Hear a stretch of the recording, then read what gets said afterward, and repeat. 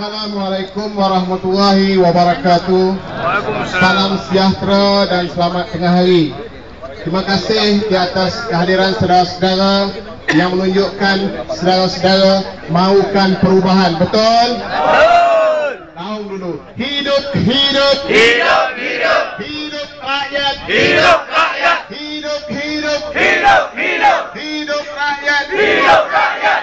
Saudara-saudara yang saya hormati sekalian, saya mewakili penduduk Kampung Baru Pentong Tengah yang saudara-saudara masih ingat dan masih terasa yang tepuk tu confirm sah Kampung Baru Pentong Tengah. Kampung.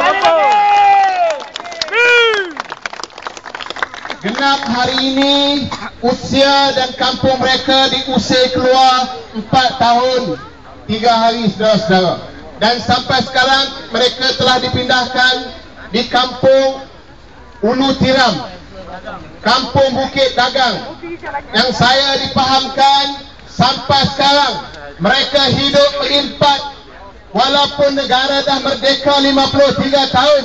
Sampai sekarang mereka tidak ada kemudahan asas, iaitu api dan air.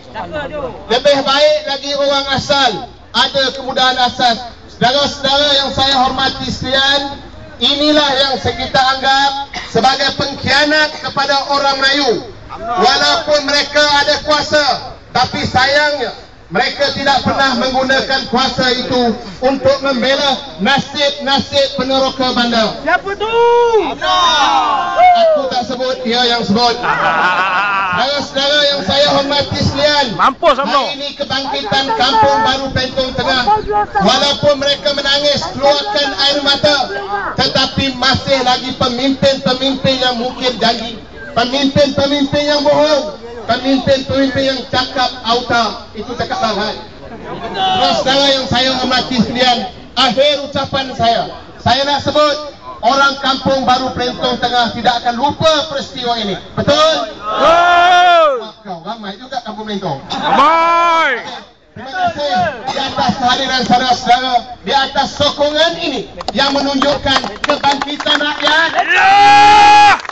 Terutama Kampung Baru Pentong Tengah, mereka sampaikan salam dengan salam, iaitu tunggu perubahan kami. Saudara-saudara, sekian, terima kasih.